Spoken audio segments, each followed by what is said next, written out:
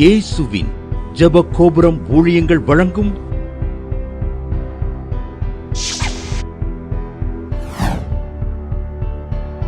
நம்பிக்கையிலே சந்தோஷமாயிருங்கள்.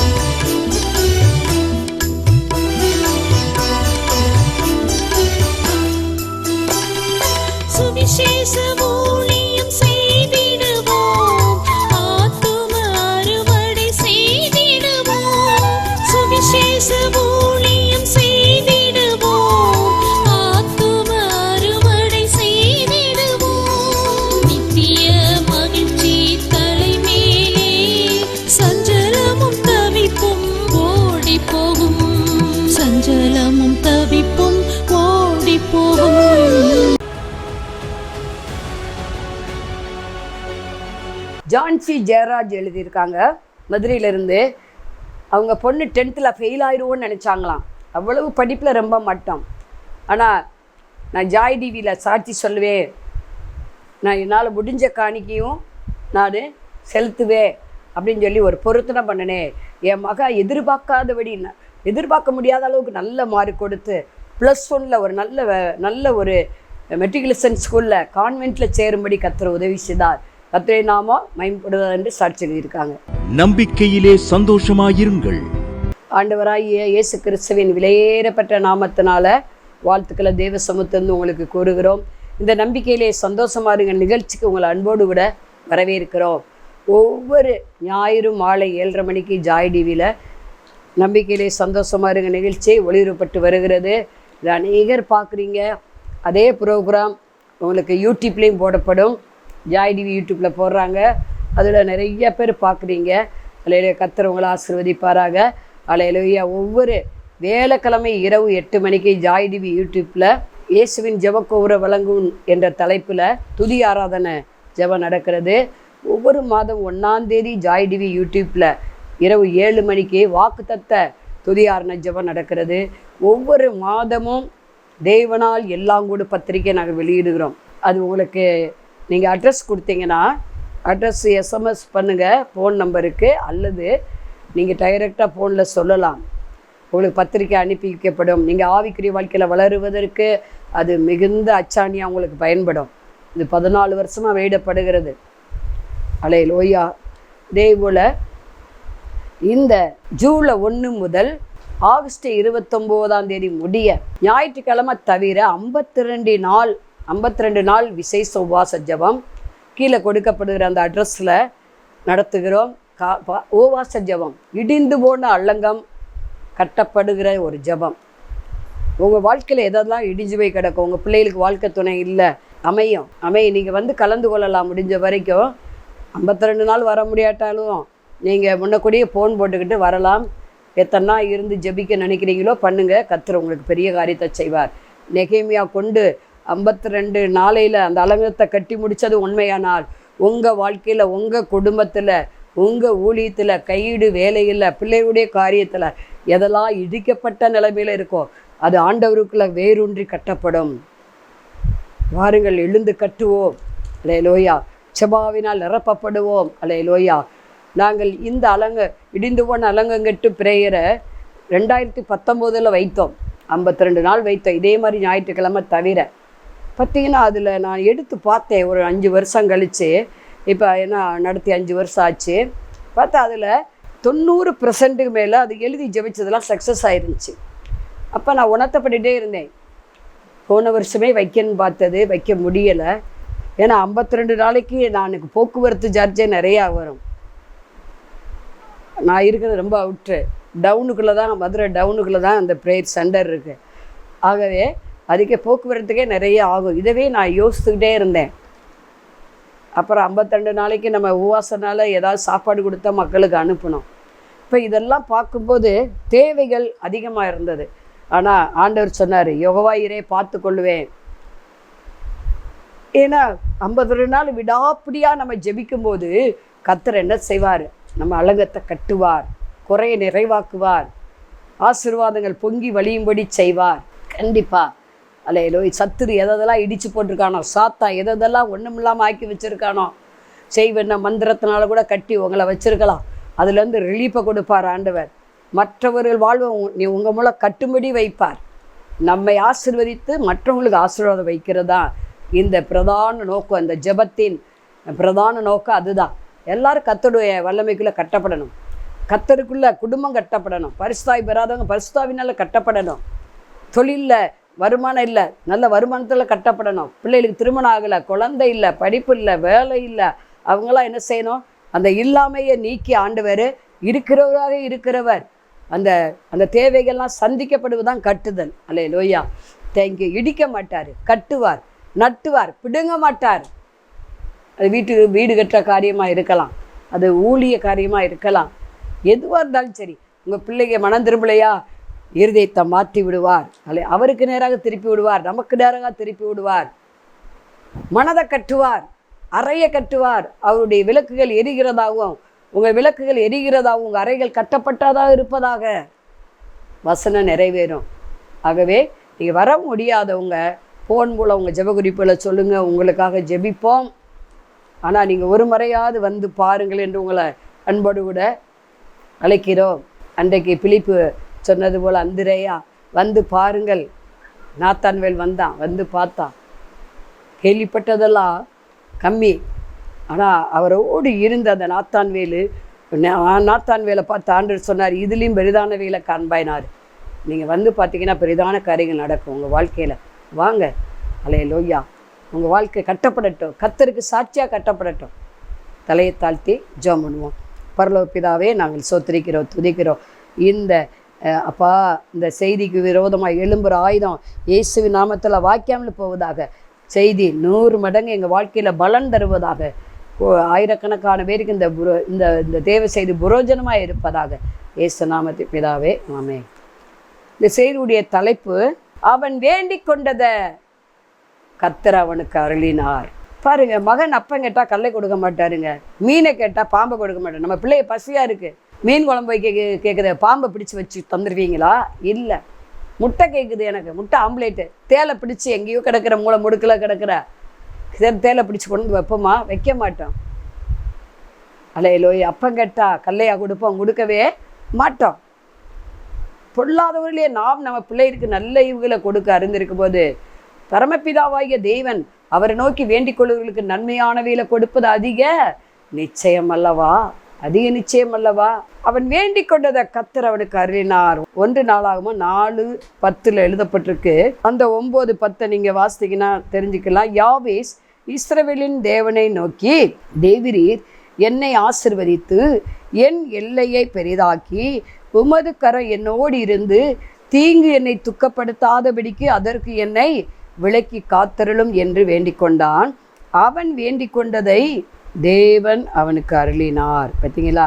ஏற்கனவே நான் சொன்னது போல அப்பம் கேட்டால் கல்லை கொடுக்க மாட்டோம். அதே போல தான் யாபேஸ் என்பவன் துக்க நிறைந்தவன். அவனுக்கு அநேக சகோதரர்கள் இருக்கிறார்கள். யாபேஸ் என்றால் துக்கம் பேர்.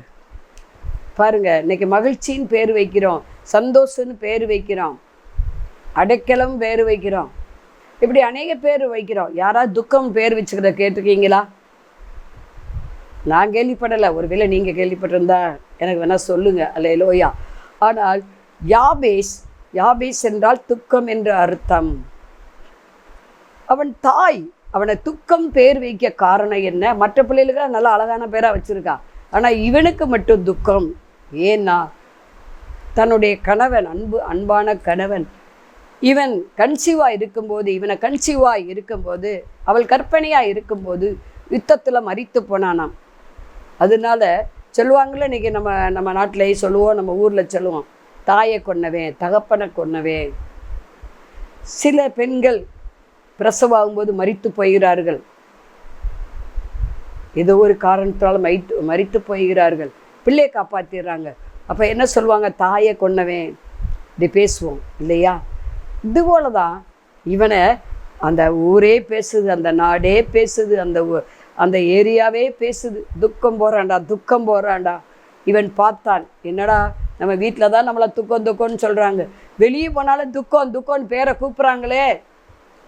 என் மனசு நொறுங்கினவனாய், ஐயோ எல்லாரும் என்னை புறக்கணிச்சு விட்டாங்களே, எல்லாரும் என்னை துக்கம்னு கூப்பிட்றாங்களே, என் மனசு வேதனைப்படுகிறது, என் மனசு கலங்குகிறது.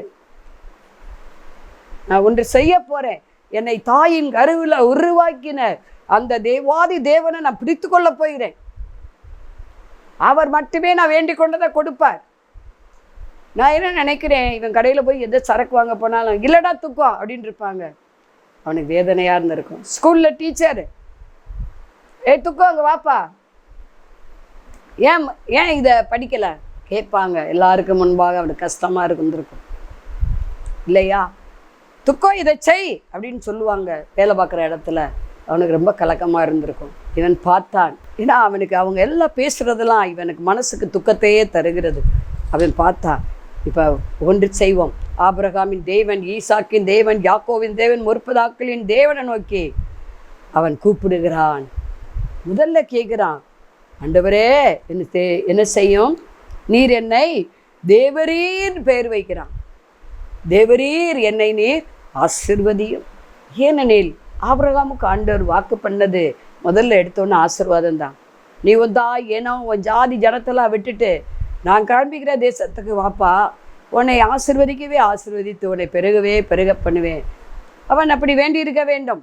ஆபிரகாமின் தேவனே, தேவரீர் என்னை நீங்கள் ஆபிரகாம் ஆசீர்வதிச்சிங்களே, என்னை நீங்கள் ஆசீர்வதியும். அங்கே நம்ம பார்க்குறோம், அது என்ன, அது எப்படிப்பட்ட ஆசீர்வாதம்? ஆதியாகமம் 49:25, உன் தகப்பனுடைய தேவனாலே அப்படி ஆயிற்று, அவர் உனக்கு துணையாயிருப்பார், சர்வ வல்லவராலே அப்படி ஆயிற்று, அவர் உயர வானத்திலிருந்து உண்டாகும் ஆசீர்வாதங்களினாலும் கீழே ஆழத்தில் உண்டாகும் ஆசீர்வாதங்களினாலும் சனங்களுக்கு கற்பங்களுக்குரிய ஆசீர்வாதங்களால் உன்னை ஆசீர்வதிப்பார்.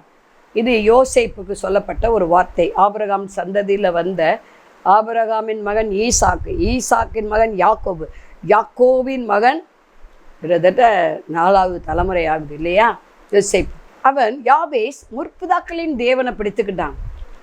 இந்த யோசேப்புக்கு சகலவித ஆசீர்வாதங்கள் ஆண்டவர் தந்திருக்கிறாரு. வானத்துக்குரிய ஆசீர்வாதங்கள்லாம் எபேசியர் 1:3 உன்னதத்திலே கிறிஸ்தேசுக்குள்ளாக சகலவித ஆவிக்குரிய ஆசீர்வாதங்கள் நம்மை வைத்திருக்கிறாரே. பிதாவாகிய தேவன் இயேசு கிறிஸ்து மூலமாக தான் அந்த ஆவிக்குரிய ஆசீர்வாதத்தை நமக்கு தந்திருக்கிறார். என்றைக்கு நம்மோடு கூட இருக்கக்கூடிய பரிசுத்த ஆவியானவராய் சத்திய ஆவியானவரை நமக்கு கொடுத்திருக்கிறார். அந்த சத்திய ஆவியானவர்கிட்ட எல்லா புத்தி ஞானம் அறிவு வெளிப்பாடு எல்லாமே உண்டு. சுகமாக்குற வரம் உண்டு, கனி கொடுக்கிற காரியம் உண்டு. அந்த அந்த அந்த ஆவிக்குரிய ஆசீர்வாதத்தினால என்னை நிரப்புங்கன்னு சொல்கிறாரு. அதான் உன்னதத்துக்குரிய ஆசீர்வாதம்.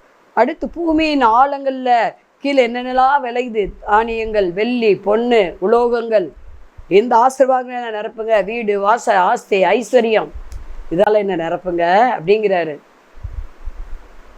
அடுத்து அவர் கேட்குறது, சனங்களுக்குள்ள ஒரு இடத்துலாம் குடி இருக்கணும், நிலையான வீடு எனக்கு வேணும், நாடோடியாக இருக்கக்கூடாது. சனங்கள் நான் காலடி பட்டானெல்லாம் நான் சொந்தமாக்கணும். ஆபிரகாம் அதை ஆபிரகாமுக்கு அதை ஆண்டவர் கிருபையாக தந்தார். ஆதியாம் 13:14 நம்ம வாசிக்க முடியும். இதை பார்த்து கொண்டு இருக்கிற அருமையான சகோதரியை, உங்களுக்கு நிலையான வீடு இல்லையா, ஆஸ்தி இல்லையா, அந்தஸ்து இல்லையா, உயர்வு இல்லையா, மேன்மை இல்லையா? யாபேசின் தேவன் யாபேசுக்கு வேண்டிக் கொண்டதை கொடுத்தது உண்மையானால் நீங்கள் வேண்டிக் கொண்டதை நிச்சயம் தருவார். அதற்கு நீங்கள் அவரை இறுக பற்றி கொள்ளுங்க. மரியாள் தன்னை விட்டு எடுபடாத நல்ல பங்கை தெரிந்து கொண்டால்னா ஆண்டவரே சாட்சி கொடுக்குறார். உங்களை குறித்து என்ன குறித்து ஆண்டவர் சாட்சி கொடுக்க முடியுமா? எவ்வளோ நேரம் நீங்கள் தேவ சமூகத்தில் உட்காரிங்க, எவ்வளோ நேரம் நீங்கள் செல்லை நோண்டிக்கிட்டு இருக்கீங்க, எவ்வளவு நேரம் நீங்கள் கொஞ்ச நேரம் சந்தோஷத்துக்காக அதில் உங்கள் மனசை கொடுக்குறீங்க. ஆண்டவரை நோக்கி பாருங்க, உங்கள் முகம் பிரகாசம் அடையும். யாபேஸ் வேற யாரையும் பார்க்கல, தாயை பார்க்கல, கூட பிறந்தவங்களை பார்க்கல, உறவினரை பார்க்கல, சமுதாயத்தை பார்க்கல, அவன் நண்பர்களை பார்க்கல, ஆண்டவரை நோக்கி விண்ணப்பம் பண்ணுகிறான். ஏன்னா நீங்கள் ஆசீர்வதித்தாலுடைய விடமாட்டேன் ஆண்டவர். அது எப்படிப்பட்ட ஆசீர்வாதம்? ஆவிக்குரிய ஆசீர்வாதம் வேணும் எனக்கு. அடுத்து என்ன வேணும்னு கேட்குறேன். அதாவது பொருளாதார ஆசீர்வாதம் வேணும், சந்ததி ஆசீர்வாதம் வேணும். இந்த ஆபிரகாம், ஈசாக்கு, யாக்கோபு, யோசேப்புக்கு இவையில் நீங்கள் தந்தீங்களே, எனக்கும் தாங்கப்பா. பச்சைவாதம் பாராதவர், பரிதானம் வாங்காதவர், நம்ம ஆராதிக்கிற தேவன்ட்ட எல்லாமே உண்டுங்க. வானம் அவருக்கு சிங்காசனம், பூமி அவருக்கு பாதவடி, வெள்ளியும் பொண்ணும் கத்துடையது. இந்த அறிவு நமக்கு வேண்டும். அவரால் செய்யக்கூடாத அதிசயமான காரியம் ஒன்று இல்லை. அலை லோய்யா, அலை லோய்யா, ராக்கு அதிக அலலா வரவா. உலகம் உங்களை பயிக்கிறதா கவலைப்படாதீங்க. அது நம்மை பயிக்கு முந்தைய ஆண்டவரை பகைச்சது. அலை லோய்யா பிக்காதாக பஷ். நம்ம ஆச்சரியப்பட தேவை அவசியம் இல்லை. அது வேதனை இல்லாத ஐஸ்வர்யம், வேதனை இல்லாத ஒரு ஆசீர்வாதம். நீதிமொழி 10:22 சொல்லுகிறது. அதில் சிரமம் இருக்காது. அந்த ஐஸ்வர்யத்தில், அந்த ஆண்டவருடைய ஆசீர்வாதத்தில் மாசு மடிவு இருக்காது, எந்த போராமையும் இருக்காது. ஏன்னா அவரே அந்த ஆசீர்வாதத்தை பாதுகாத்து கொள்ளுவார். பூமி நிறைவு யாருடையது? கர்த்தருடையது. சரி, அப்படிப்பட்ட ஆசீர்வாதத்தினால நிரப்புகிறார். வானத்துக்குரிய, பூமிக்குரிய, சனங்களுக்குரிய, கற்பங்களுக்குரிய ஆசீர்வாதத்தினால நிரப்பினார். அடுத்து எல்லையை பெரிதாக்கணுங்கிறாரு. அதிலே நின்றக்கூடாது. சந்ததி சந்ததி வாழையடியாக என்ன செய்யணும்? எல்லைகள் பெருசாகணும், சந்ததியுடைய எல்லை பெரிதாகணும், பிஸ்னஸுடைய எல்லை பெரிதாகணும், ஆவிக்குரிய எல்லை பெரிதாகணும். சும்மா அந்நிய பாஷை கேட்டு நல்லா 1 மணி நேரம் பேசிட்டு அதோடு விட்டுறக்கூடாது. அடுத்த லெவலுக்கு போகணும், அடுத்த ஸ்டெப்பில் உயரணும். லோய்யா அங்கே நம்ம பார்க்குறோம். எல்லையை பெரிதாக்கி ஆதியாகமம் 13:14 முதல் 17 வரை சொல்லுகிறது. லோத்து என்ன பண்ணார்? ஆபிரகாமை விட்டு பிரிந்தான். அதாவது லோத்தின் வேலைக்காரர்களுக்கும் ஆபிரகாம் வேலைக்காரர்களுக்கும் சண்டை வந்துருச்சு. ஆபிரகாம் பார்த்து சொல்கிறாரு, உன மெய்ப்பனுக்கு மெய்ப்பனுக்கு எதுக்குப்பா சண்டை? இதனால நம்ம பாதிக்கப்படுறோம், நம்முடைய உறவு முறிக்கப்படுகிறது. ஆகவே நீ ஒன்று செய்ய, உனக்கு பிடிச்ச சொத்தெல்லாம் நீ எடுத்துகிட்டு போ. எந்த வீடு வேணுமோ, எந்த கார் வேணுமோ, எது வேணுமோ, எந்த மிருகம் வேணுமோ, எந்த நிலம் வேணுமோ எல்லாத்தையும் எடுத்துக்கப்பா. உனக்கு பிடிச்ச மாதிரி எடுத்துகிட்டு நீ போ. விட்டு கொடுத்தான். இன்னைக்கு பாருங்கள், இன்றைக்கி அப்படி யார் விட்டு கொடுக்குறாங்க? அண்ணன் தம்பி யாருனாலும் அவளுக்கு பெரிய வீடை கொடுத்துட்டு எனக்கு சின்ன வீடை கொடுத்துருக்கேன், ஒரு அடி கூட கொடுக்க விட மாட்டேங்கிறாங்க, ஒரு பைசா கூட கொடுக்க விட மாட்டேங்கிறாங்க. அவளுக்கு மட்டும் இப்படி சரிங்க, எனக்கு இவ்வளோ பண்ணியிருக்கீங்க, எனக்கு என்ன செஞ்சீங்க அப்படின்னு கேட்குறாங்க. அவள் மகனுக்கு மட்டும் அப்படி செஞ்சீங்க, என் மகனுக்கு என்ன செஞ்ச? இப்படி சில பெற்றோரை பார்த்து பிள்ளைங்க, பொம்பளை பிள்ளைகளே கேட்குறாங்க, ஆம்பளை பிள்ளையும் கேட்குறாங்க. அந்த பேத்திக்கு மட்டும் ஒரு சௌரி இப்படி சொன்னாங்க, அந்த பேத்திக்கு வைரத்தோடு எங்கள் மாமியார் கொடுத்துச்சு, என் மகளுக்கு ஒன்றுமே கொடுக்கலங்க. அப்படியெல்லாம் வரக்கூடாதுன்னு தான் என்ன செஞ்சாங்க. இந்த லோத்துக்கு விட்டு கொடுத்த ஆபிரகாம், அதே போல் இவன் யாபேஸ் விட்டு கொடுக்குறான், தன் சகோதரருக்கு விட்டு கொடுத்துட்டான். என்னை ஆண்டவர் ஆசீர்வதிப்பாரு, ஆண்டவர் ஆசீர்வதித்தாரு போதும், ஆண்டவர் என்னோடு இருந்து எல்லையை பெரிதாக்குனா போது என்ற நிலைமைக்கு வந்தான். நீங்கள் நானும் அந்த நிலைமையில் இருக்க வேண்டும், விட்டு கொடுக்க வேண்டும். ஆபிரகாம் விட்டு கொடுத்தபடினாலே ஆண்டவர் அவனை சொன்னார், ஒரு உயர்ந்த இடத்துக்கு கூட்டிகிட்டு போய் என்ன பண்ணார்? அப்பா நீ கிழக்கப்பாரு, மேற்கப்பாரு, வடக்கப்பாரு, தெற்கப்பாரு, நீ கண் பார்த்த எல்லா இடத்தையும் உனக்கு நான் என்ன செய்வேன்? தருவேன். உன் கால் எவ்வளோ தூரம் நடந்து தெரியணுமோ அவ்வளோ தூரம், எத்தனை மைல் நீ நடக்கணுமோ அத்தனை மைல் நட, அத்தனையும் நான் நீ நடந்ததெல்லாம் உனக்கு இடத்த தருவேன்னு வாக்கு பண்ணுறாரு. தந்தாரா? தந்தாரு. அவன் பேருக்கு பட்டா போட்டு கொடுத்துட்டாரு, அவன் பேருக்கு பத்திரம் எழுதி கொடுத்துட்டாரு ஆண்டவர். அப்போ அதே பேர் சொல்கிறாரு, என் எல்லையை பெரிதாக்குங்க, நாளுக்கு நாள் நான் வளரணும், பிஸ்னஸ் வளரணும், கையீடு வேலை வளரணும், ஆண்டவரை அறிகிற அறிவில் நான் வளரணும், கர்த்தருக்கு செய்கிற காரியத்தை நான் வளரணும், என் பிள்ளைகள் வளரணும், என் சந்ததியே வளரணும், எல்லை குறுகக்கூடாது. நான் உன்னை வர்த்திகை பண்ணுவேன்னு சொன்னீங்களா, வர்த்திகை பண்ணுங்க சரிங்களா. அப்போ அவருடைய வாக்கு தத்தத்தை சொல்லி அவன் ஜெபம் பண்ணுகிறான்.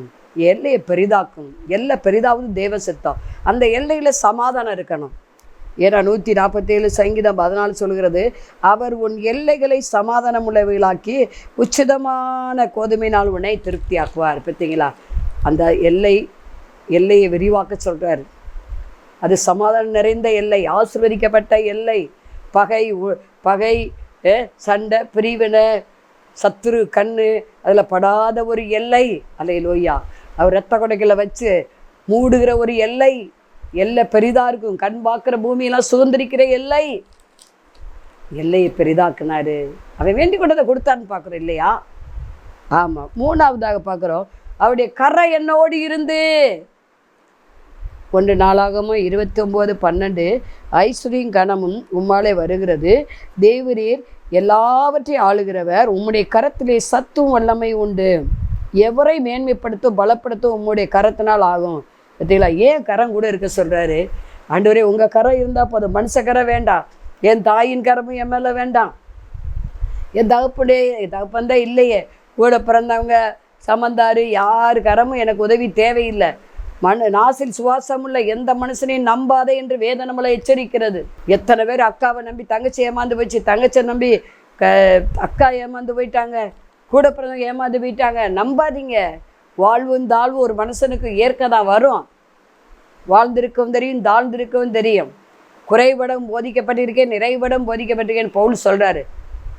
அந்த நிலைமைக்கு நம்ம தள்ளப்பட்டாலும் கர்த்தருடைய கரம் நம்ம மேலே இருக்கிறதா? நெகேமியா மேலே இருந்தது, ஏசாயா மேலே இருந்தது, எசேக்கியா மேலே இருந்தது. பவுலோடு கர்த்தர் இருந்தார், யோசேப்போடு இருந்தார். அவன் காரி சித்தி பெற்றவனாக மாறினான். நீங்கள் தொட்டதெல்லாம் ஆசீர்வதிக்கப்படனா கர்த்தருடைய கரம் உங்கள் மேலே இருக்கணும். அதனால தான் யாபை சொல்கிறாரு, உங்கள் கரை எனக்கு இருந்தால் உதவி இருந்தால் போதும், மனுஷனுடைய உதவி விருதா. நாசில் சுவாசமுள்ள மனுஷனை நம்பவே மாட்டேன் ஆண்டவரே, அடுத்த கையை நான் பார்க்க மாட்டேன் ஆண்டவரே, என் கை இப்படி இருக்கக்கூடாது ஆண்டவரே, இப்படி இருக்க வேண்டும். நீங்கள் நான் அப்படி ஜெபிக்கிறோமா? கேட்டடா எந்த வட்டி கடையில் குறையா இருக்கும் வாங்கலாம், எந்த பேங்க்கில் வாங்கலாம், இந்த எண்ணத்தை விட்டுருங்க. நீங்கள் கொடுக்குற கரமாய் கர்த்தர் மாற்ற விரும்புகிறார். வாங்குறதை பாக்கில் கொடுப்பதே பாக்கின்னு இருக்கு. அல்லேலூயா. அரிக்காதாக பஸ்ஸே. ஏனெனில் அவருடைய கரம் சத்துவ மிக்கது, வல்லமை மிக்கது, அவரை நம்புகிறவர்களை விசுவாசிக்கிறவர்களை மேன்மைப்படுத்துகிற ஒரு கரம். அதனால சொல்கிறாரு, உங்கள் கரை என் மேலே இருக்கட்டும்ங்கிறாரு. நீங்கள் எப்படி ஜெபம் பண்ணுங்க, என்னை மேன்மைப்படுத்துங்கப்பா, என்னை உயர்த்துங்க ஆண்டவரே.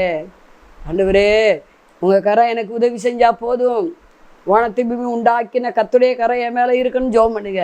உங்களுக்கு காரியங்கள் மனுஷுடைய கரை உங்களுக்கு நேராக நீட்டப்படும். பூட்டப்பட்ட கதவுகள் திறக்கும். லாஸ்ட்டாக அவர் சொல்கிறாரு, என் எல்லா தீமைக்கும் என்னை விலக்கி காத்தருளும். இயேசு ஜெபிக்க சீசர்களுக்கு கற்றுக் கொடுக்கும்போது சொல்கிறாரு, லூக்கா 11:4, எங்களை சோதனைக்குட்படாதபடிக்கு தீமை நின்று ரட்சித்துக்கொள் என்று சொல்லுங்கள் என்றார். பார்த்தீங்களா? தீமை, இந்த உலகம் தீமை நிறைந்தது, பொல்லாப்பு நிறைந்தது, ஆபத்து, விபத்து, நோய், நொம்பலம் நிறைந்தது. நல்ல காற்று கிடைக்காது நமக்கு. மாசு மடி உள்ள காற்று தான் கிடைக்குது. காற்றுலேயும் பிரச்சனை, மழையிலையும் பிரச்சனை, வெயிலையும் பிரச்சனை, இயற்கை மூலமும் பிரச்சனை, செயற்கை மூலம் பிரச்சனை. ஆகவே அங்கே சொல்கிறாரு, தீங்குக்கு விலக்கி என்னை காத்தருளும். அந்த தீங்கு வராமல் இருக்கணும்னா, பொல்லாப்பு வராமல் இருக்கணும்னா கர்த்தருக்கு பயப்படணும். பண ஆசை இருக்கக்கூடாது. அதே போல் சத்துருக்களுக்கு என்ன செய்யணும்? நம்ம நன்மை செய்ய வேண்டும். தீமை செய்ய நன்மை செய்யுங்க. அப்பொழுது உங்களுக்கு தீமை அணுகாது. அல்லேலூயா. கர்த்தருக்கு பயப்படுதலே ஜீவனுக்கு ஏதுவானது. அதை அடைந்தவன் திருப்தி அடைந்து நிலைத்திருப்பான். தீமை அவனை அணுகாது என்று நீதிமொழிகள் 19:23 சொல்கிறது. அப்போ நீங்கள் கர்த்தருக்கு பயப்படுங்க. ஒவ்வொருத்தரும் தீமை வராது. அது ஜீவன் உண்டாகும். அந்த ஜீவன் உங்களுக்குள்ளே நிலைத்திருக்கும் போது தீமை வராது. இயேசுவின் ஜீவன், உயிர்த்தெழுந்த ஜீவன் உங்களுக்குள்ளே இருந்தால் தீமை உங்களை தொடாது. தலையை தாழ்த்தி ஜெபம். பரலோக பிதாவை நாங்கள் சோத்திரிக்கிறோம், துதிக்கிறோம். ஆவியம் இறங்குவீராக, அபிஷேகம் இறங்கட்டும், வல்லமை இறங்கட்டும். ரிக்காதாகாலா யாபேசின் தேவன், இதை பார்க்குற ஒவ்வொருடைய தேவனாய் இருந்து ஆசீர்வதித்து எல்லையை பெரிதாக்கி ஆண்டவரே உம்முடைய கரங்கூட இருந்து எல்லா தீமைக்கு விலக்கி காப்பதாக. தேவ பிரசனம் ஒருவரையும் நிரப்புவதாக. அதிக கால்வழி இப்போதே நீங்கி போவதாக. அலையிலோ கடன் தொல்லை நீங்கி போவதாக. தருத்திரம் நீங்கி போவதாக. சண்டை சச்சரவு நீங்கி போவதாக. இதை பார்க்குறவங்களுக்கு அலையில் ஒய்யா ரேகா தீகாபாபாலாபோ ஓ ரெகாலாப கண்ணின் இச்சை, ஜீவனத்தின் வெறுமை, மாம்ச இச்சை நீங்கி போவதாக. பிள்ளையுடைய வாழ்வில் திருமண காரியத்தை வாய்க்க பண்ணுவீராக. படிப்பு வேலை காரியத்தை வாய்க்க பண்ணுவீராக. ஊழியத்தின் எல்லையை ஒவ்வொருவருக்கு விரிவாக மாற்றுவீராக. சொந்த வீடு இல்லாதவங்க சொந்த வீடு கட்டப்படுவதாக. அலையில் ஓய்யா ரிக்கா தகலாலாபாரபோ ரிகா. திருமணமாகாத தேவபிள்ளைக்கு திருமண காரிய கைவிடி வருவதாக. இயேசு நாமத்தில் பிதாவே, ஆமென். மாணவர்களே, அதிசய கல்வாரி ஊழியங்கள் மூலம் ஒவ்வொரு மாதமும் தேவனால் எல்லாம் கூடும் பத்திரிகையை நாங்கள் வெளியிடுகிறோம். தேவ சமூக பாடல்கள் DVD, ACD, இந்த பாடல்களை நாங்கள் வெளியிடுகிறோம். அதிசய கல்வாரி ஊழியம் இது தீர்க்க தரிசன ஜெப ஊழியமாக நடைபெறுகிறது. இந்த ஊழியங்களுக்காக ஜெபிக்க, காணிக்கையை அனுப்ப தாங்க மறவாதிருங்கள். ஜெபிக்கிற, கொடுக்கிற, உழைக்கிற உங்கள் ஒவ்வொருவரையும் ஆண்டவர் தாமே ஆபிரகாமை ஆசீர்வதித்தது போல சகல விதத்திலும் உங்களை ஆசீர்வதிப்பாராக. ஆமென். அன்பிற்குரியவர்களே, இந்த ஊழியத்தை உங்கள் காணிக்கைகளால் தாங்குபவர்களின் கவனத்திற்கு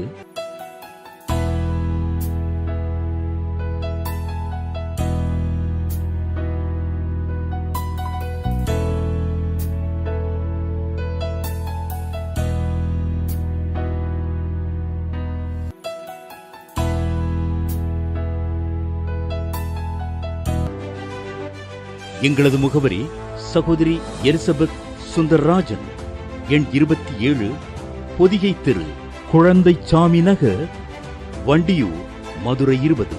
செல்போன் எண்கள் 9484177765 9095328172 மற்றும் 9439308550.